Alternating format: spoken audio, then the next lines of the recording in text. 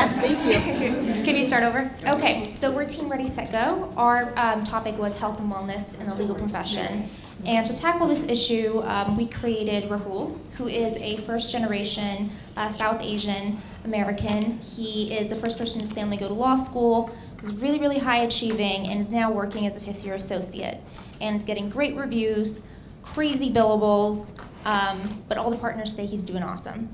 Now, he has a lot of issues that he doesn't realize. He has a drinking problem, he parties all the time, that's the only way he lets off steam, and he has an explosive temper.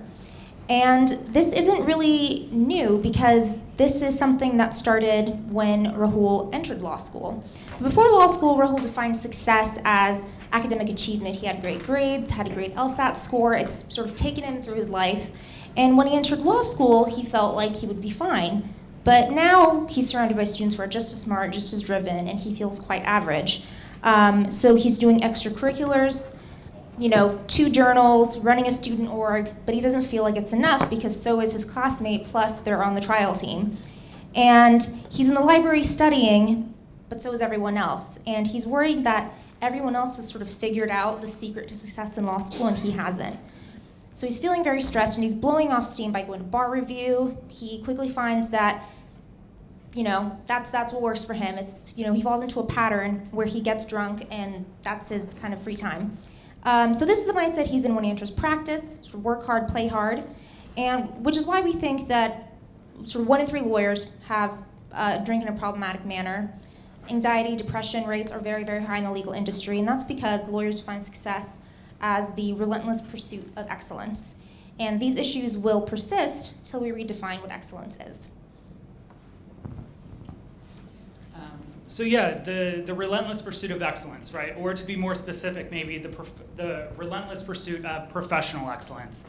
Often with a blind eye turned to or at the expense of other areas of excellence, other areas of wellness.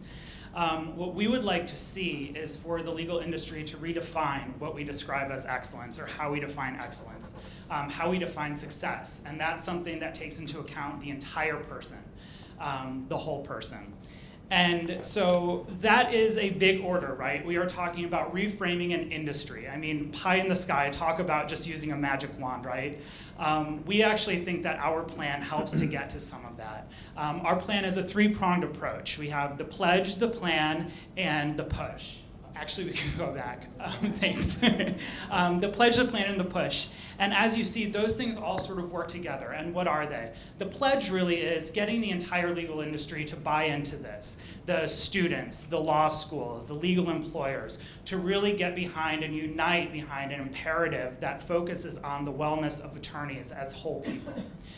The plan breaks this down, and as you see on our wellness scorecard, which is really sort of the hallmark of our plan.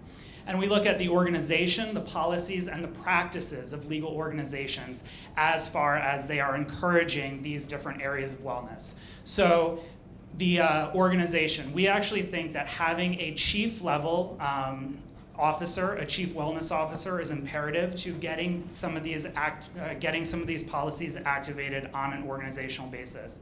Getting buy-in from partners. What are the policies? Well, we see wellness as encompassing 7 areas: social wellness, physical wellness, emotional and mental wellness, financial wellness, vocational wellness, and spiritual wellness.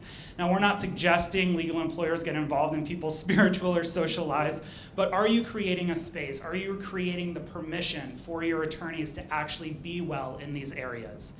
And the push is kind of where we take all of the nuance out of this, right? Like, we like to be nuanced people. We're attorneys, we're educators. We like to look at and nitpick things. We remove that. We make it so this is marketable, so it's digestible. And we condense this into a score. We kind of took some inspiration from HRC's Equality Index, right? And so we look at this wellness scorecard and the index, and we assign points to different organizations that can be easily sent out, easily communicated through a media push, through social media. And as I said, these things all work together, right? The pledge, the plan, and the push. And so we start with a social media sort of grassroots movement from students. We work our way through the industry, through law schools, through employers, through clients, to really get everybody behind the imperative of wellness. That's it.